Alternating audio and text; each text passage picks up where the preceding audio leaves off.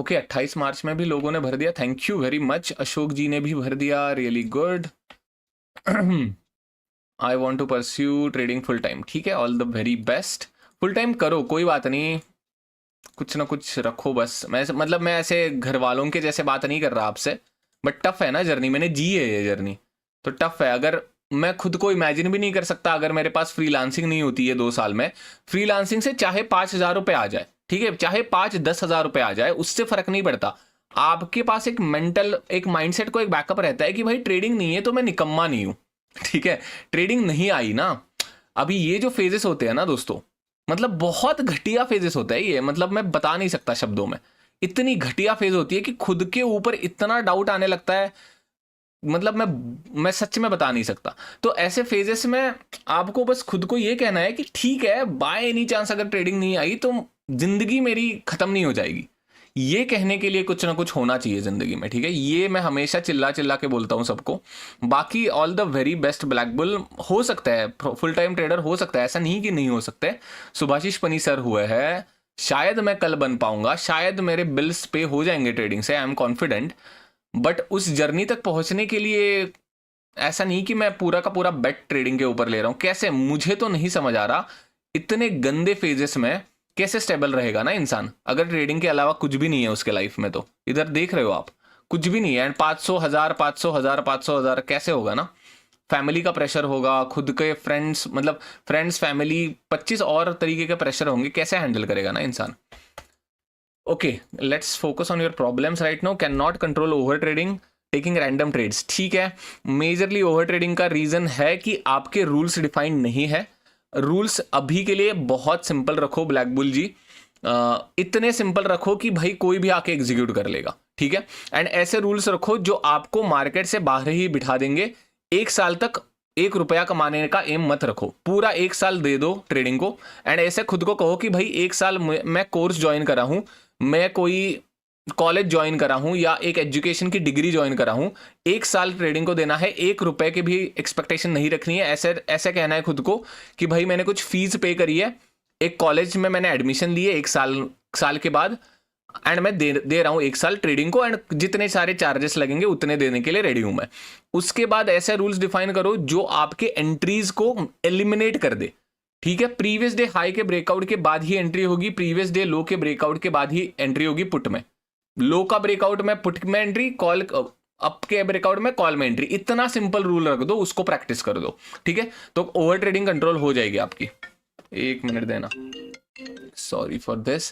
Taking random trades, हाँ तो यही है, रूल्स फॉलो नहीं कर पा रहे हो ना आप। आपका माइंडसेट अभी ये है कि मैं ट्रेडिंग से पैसा कमाना चाहता हूं, अभी वो माइंडसेट से सर्वाइव नहीं हो पाएंगे कोई भी। मैं भी ऐसा ही था, मतलब मैं कुछ अलग नहीं था, मैं भी जब बिगिनर था इसी थॉट प्रोसेस से आते हैं सब लोग कि हर मंथ प्रॉफिट हो, हर दिन प्रॉफिट हो। बट रियलिटी तो एक्सेप्ट करनी पड़ेगी ना ब्रो। इंजीनियरिंग में 4 साल देते हैं, 4 साल के बाद 2 लाख का पैकेज नहीं लगता साल का, ठीक है। ये सच्ची बात है कि नहीं पता है। इंजीनियरिंग 4 साल में आपने 5 लाख रुपए देके 4 साल में जाते हो, वो भी अगर ठीक ठाक कॉलेज है तो, ठीक है। 4 साल गए जिंदगी के, 5 लाख रुपए भी गए, उसके बाद भी 2 लाख का पैकेज लगेगा, 3 लाख का पैकेज लगेगा, उसकी गारंटी नहीं होती। तो ट्रेडिंग में कैसे आएगा ना पैसा ब्रो, ठीक है। तो ये समझना एंड एक्सेप्ट करना जरूरी है। आप टेंशन मत लो, बिल्कुल हो जाएंगे सॉल्व प्रॉब्लम। बस आप इसको डिग्री की तरफ सोचना चालू करो कि 2 साल की डिग्री है, 1 साल की डिग्री है, मैंने कुछ कॉलेज की फीस अरेंज करी है एंड मैं देने के लिए रेडी हूं। इसके लिए पेरेंट्स के साथ कंसल्ट करना अनिवार्य है, अनिवार्य, ठीक है, मैंडेटरी है पेरेंट्स के साथ कंसल्ट करना आपको। हो जाएगा, ये कुछ भी बड़े प्रॉब्लम्स नहीं है, सारे ट्रेडर्स इन्हीं प्रॉब्लम्स से गुजरते हैं। फर्क नहीं पड़ता आपका 3 साल का एक्सपीरियंस हो या 5 साल का एक्सपीरियंस हो। अनफॉर्चुनेटली अगर ये प्रॉब्लम्स है तो मेरे हिसाब से तो, मेरे दिमाग से तो यही काम कर सकता है। अपने पेरेंट्स के साथ बात करो, 1-2 साल एज ए एजुकेशन डिग्री की तरफ देखना चालू करो मार्केट को, ठीक है। Less than 6 month which is good, बहुत अच्छा है। Risk to reward exits, risk to reward issues, exiting before the actual target, ठीक है, कोई इशू नहीं है। Exiting before SL due to lack of patience, ठीक है, कोई बात नहीं है। आप 6 मंथ से पहले ही आए हो, बहुत कम एक्सपीरियंस है, तो ये तो बहुत नॉर्मल चीज़ है आपके लिए अशोक जी। आपके लिए 6 मंथ से पहले आए हो तो यार एक लॉट पे तो स्टिक रहना ही है सभी को, जब तक प्रॉफिट नहीं होता तब तक। दूसरा मैं आपको क्या गाइड कर सकता हूँ, let me think for 1 minute please. Exiting before नहीं है, ये प्रैक्टिस से ही होगा। मैंने कुछ बताने से तो होगा नहीं। तो प्रैक्टिस करने के लिए कुछ हैक्स है। प्रैक्टिस करने के लिए कम से कम पैसे से प्रैक्टिस करो, सबसे इंपॉर्टेंट बात। बहुत लोग ये गलती करते हैं कि 75 के क्वांटिटी के साथ निफ्टी में आ जाएंगे। जरूरत नहीं है, आपका एक एसएल 1000 रुपये ले लेगा।